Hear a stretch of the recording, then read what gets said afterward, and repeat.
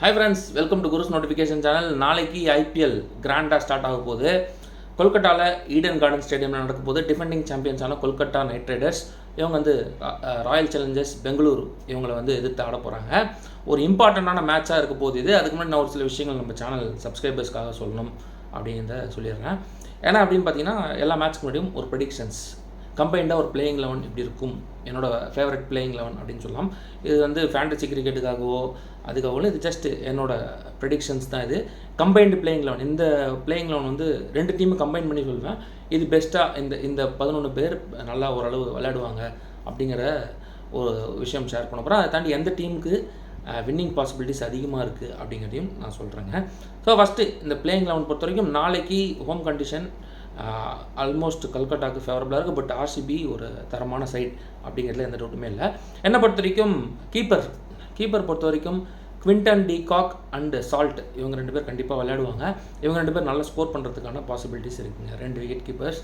Batsmen பொறுத்த வரைக்கும் ஒரு 3 பேரை கண்டிப்பாக நம்ம மறக்கவே முடியாது. விராட் கோலி, அப்புறம் வெங்கடேஷ் ஐயர், அப்புறம் ரஜாத் பட்டிதார். இவங்க கண்டிப்பாக இந்த 3 பேரும் பெருசாக ஸ்கோர் பண்ணுவாங்க அப்படின்னு நம்புகிறேன். அட்லீஸ்ட் ஒரு 30 ரன்ஸாவது அடிப்பாங்க அப்படிங்கிறது என்னோட எக்ஸ்பெக்டேஷன். இதுதான் நடக்கும், இப்படி தான் நடக்கும், இவங்களுக்காக நான் இப்படி பேசுகிறது கிடையாது. ஜஸ்ட் என்னோட ப்ரெடிக்ஷன்ஸ்.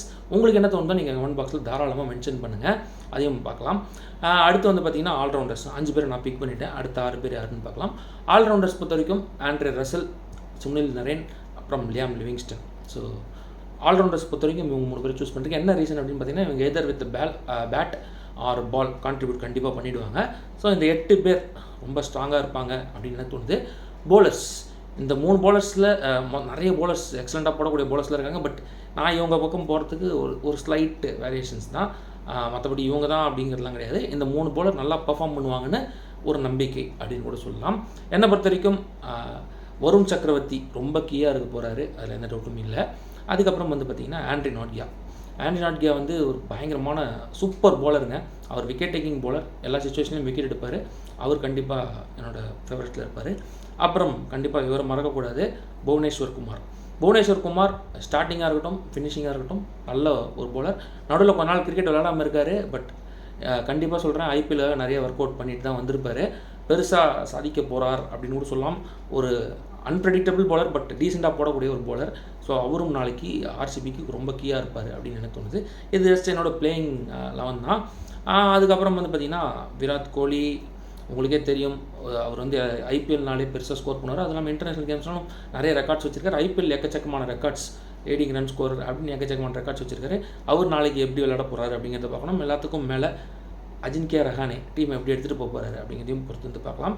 என்னை பொறுத்த வரைக்கும் இந்த ஃபஸ்ட் மேட்ச்சில் பாசிபிலிட்டிஸ் பொறுத்த வரைக்கும் 60% ஃபேவரட்ஸ் வந்து பார்த்திங்கன்னா கேகேஆர், 40% ஆர்சிபிங்க. எப்படி வேணால் நடக்கலாம். பட் இது ஜஸ்ட் என்னோட ப்ரெடிக்ஷன். உங்களோட ப்ரெடிக்ஷன்ஸை நீங்கள் சொல்லுங்கள். டெய்லி எல்லா மேட்ச்சுக்கு முன்னாடியும் அட்லீஸ்ட் பிஃபோர் 12 hours அது மாதிரி ஒரு வீடியோ எல்லா மேட்ச்சுக்கு முன்னாடியும் போட ட்ரை பண்ணுறேன். தேங்க்ஸ் ஃபார் வாட்சிங்.